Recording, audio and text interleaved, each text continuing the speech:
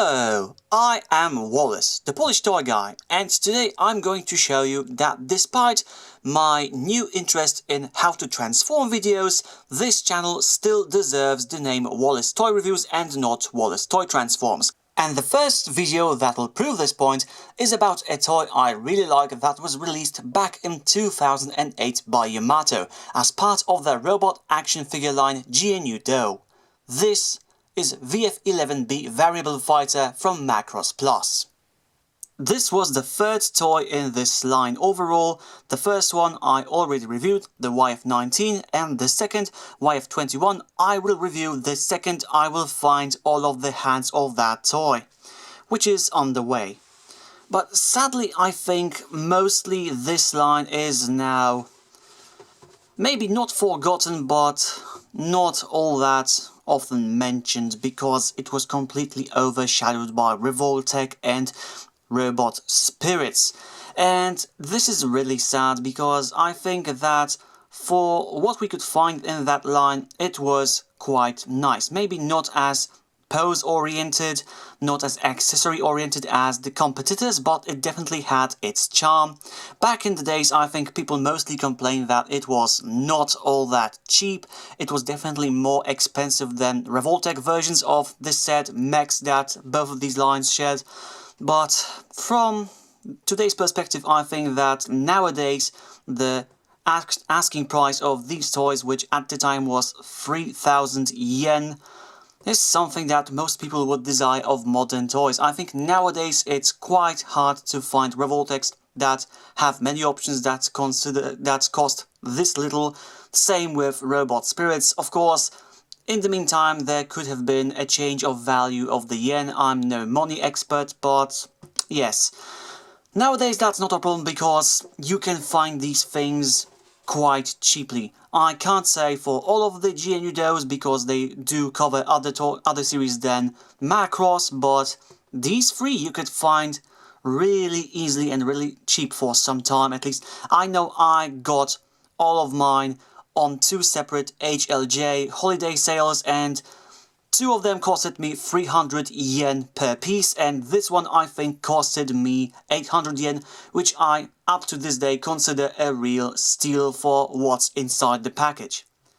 And with all of that said, here is VF-11B Thunderbolt in all of its glory, and I'm going to split the next few minutes of the review into three sections. First, the build and structure, then the visual look, and finally the posability. So let's start with the structure and build because I haven't tackled a GN-U toy in a few years and I want to remind you what this toy line stands for.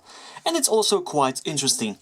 The first thing you notice when you pick this toy up is how light it is. With a height of 15 cm to the top of the antenna, it's super light. It weighs only 49 grams, so it may seem very fragile. But surprisingly, that is not the case. For one, the plastic this is made out of is quite sturdy, it's thin but also quite tough.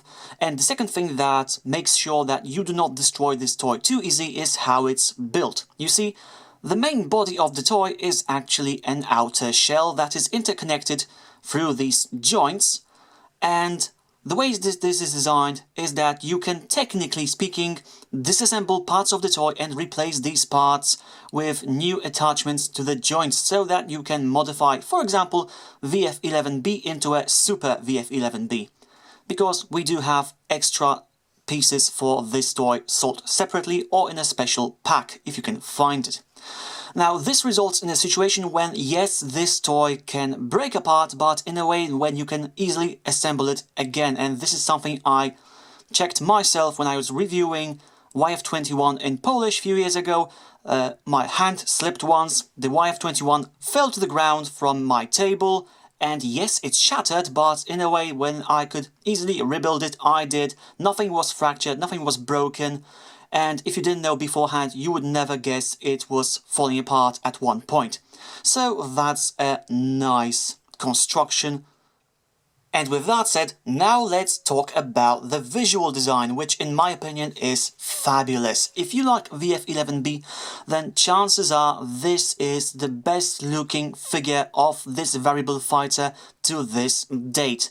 It's very anime accurate, the proportions are spot on, the amount of details is just fine, the presence is absolutely great for something of this size, and this is achieved through skipping the transformation mechanics. Yes, as you can probably tell, we have no ability to transform this into fighter or gearwalk mode, but again, thanks to this, we can have proportions that would in no way support this toy's transformation. And Yamato did create a fully transformable VF-11B in the past, and we know that it looks completely different proportion-wise. But saying that, chances of me getting that toy are very slim due to its rarity. I'm fine with this VF-11B, and visually speaking, it fully takes care of my needs. The paint apps are also quite crisp, nothing slips beyond its origin point. We have these nice new and spacey details, we have this wing emblem that Isamu Dyson's VF-11 has. Very nice head, with some green, with some grey. Again, this is anime accurate, so not too many details, but enough to make me satisfied. And no, there are no points for attaching the super pack. Like I said, if you want to make this a super VF-11B, you just swap out the pieces where the super pack would connect. And the shield can also disconnect if you so prefer, it's on a ball joint. And now we have something like this, but I think the shield is a substantial part of this toy appeal, so I usually keep mine on. Well, technically speaking, it's on a ball joint that ends in a rotation peg, but still, it's movable. And before we reattach it, you can see some nice painted details inside the shield. So now let's reconnect it. And use this interesting place as a starting point for the whole posability of this figure. So yes, this can rotate, bend in several directions. I think this was designed on the original VF-11 model just to be static, but still, if you want to expose the forearm in some way or just move it out of the way, that's possible, though do take care not to stab yourself with this point. It's not super sharp, but I'd say knitting needle sharp, so with enough pressure it can still cause pain, so be aware of that.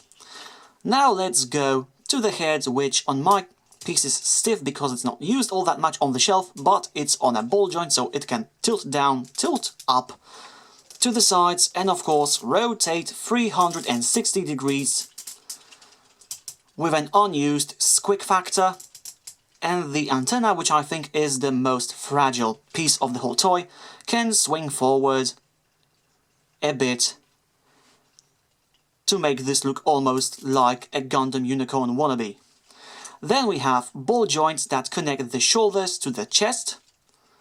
Free movement over here, not too much movement side to side, but you can also wiggle it a bit to the back and to the front, almost like a butterfly joint. Yeah, this is as far as it goes with these panels in the way and this having no cutout for the ball joint, but still, it's decent. I never use more than this. And below that we have a simple swivel, so we can put the forearm in such a position, and actually I do prefer to have the elbow pointing forward, but apparently this is how the animation model is usually presented, so that's why I use this starting position for the review. But now, with that in such a position, we have access to a double elbow, so we can have a quite nice range of motion over here, depending on how much plastic is obscuring this joint and how we place our parts. And then we have a ball joint in the wrist, so it can wiggle around and spin around as much as the amount of plastic in the hand allows us. And these hands are interchangeable, as I will show you in a moment. Now let's go back to the wings, because they are the only thing that moves above the waist that we still have left. And this is probably just to be slightly more animation model accurate, because there's nothing you can really do with these, except for maybe giving some extra room for the legs. But as you can see, we have some extra details over here. I especially like this very faint but still visible paint app on the tip of the wings. That's quite nice. And let's keep it like that.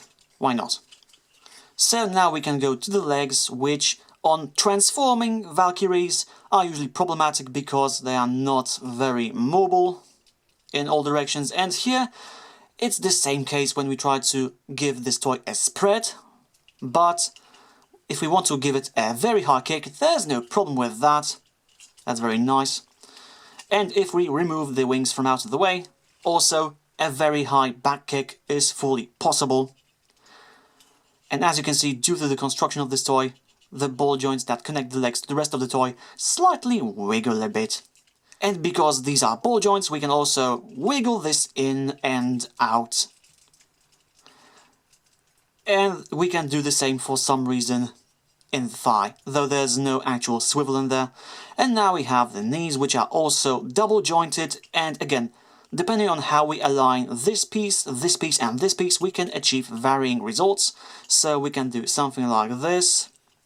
If we put more effort into this first joint, we can have something like this, so it all depends on your preferences.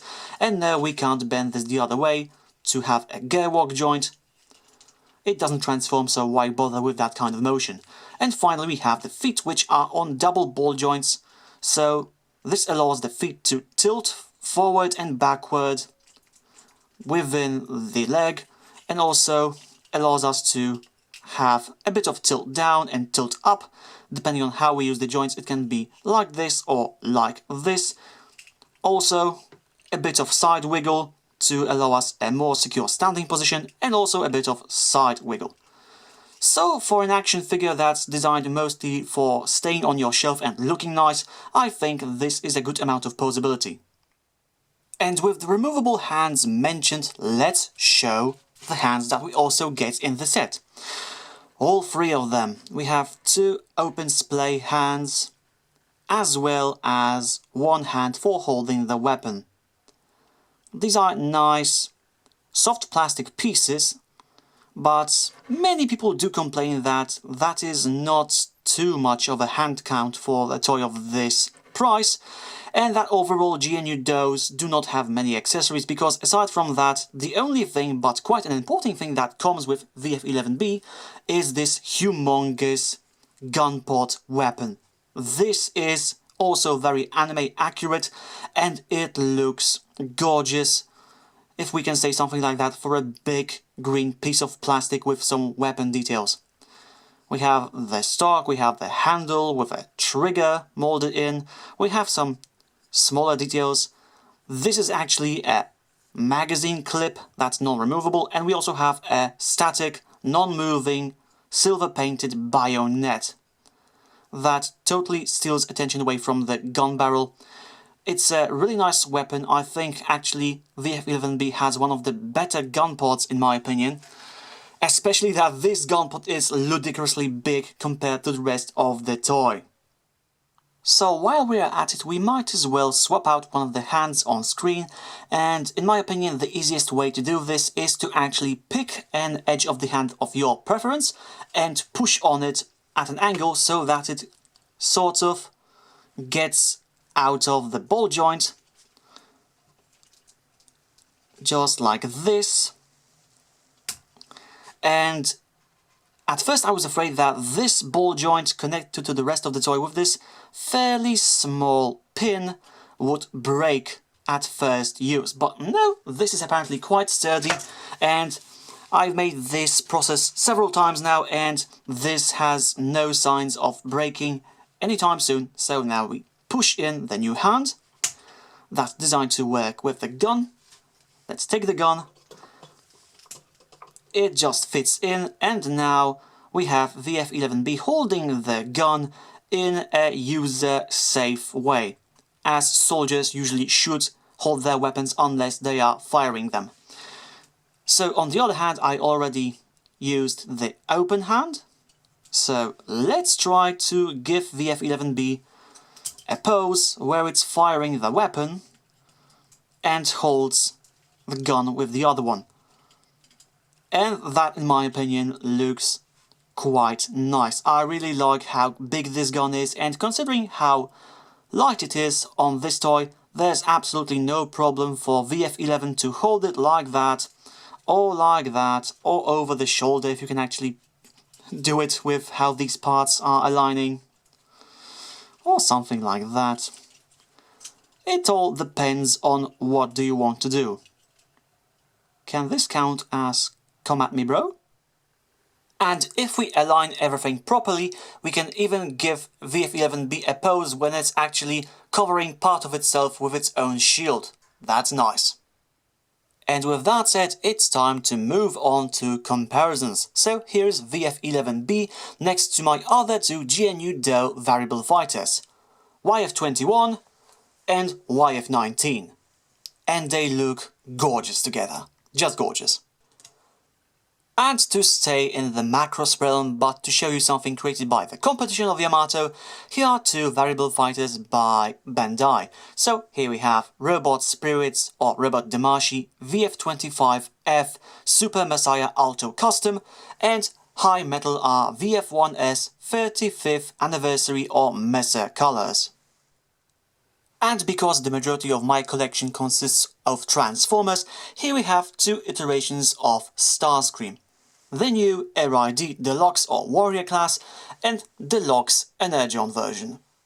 And to throw in some real-life objects, here we have the common cola can, 2 Polish złotys, €1, $1 bill and a typical DVD case. To sum it all up, I find the GN-U Dou VF-11B a great toy. Despite its fragile looks, it's quite hard to permanently destroy, has some decent articulation and, what is most important, is a wonderful visual representation of Thunderbolt's Batroid mode that looks excellent on the shelf both alone and in company. Yes, it can't transform and there aren't many accessories, but I don't mind. I just wanted to have a toy that represents VF-11 in my collection, and until I can get my hands on the transforming version, this one suits me just fine, and even then I wouldn't get rid of it. Also, considering the low popularity of this toy, it's easy to find for a good price even today, and if you like this model of variable fighter family, I highly recommend you giving this toy a try. And that's all for this review. I will be back with the next video soon, and until then, stay well. Polish Toy Guy, signing out.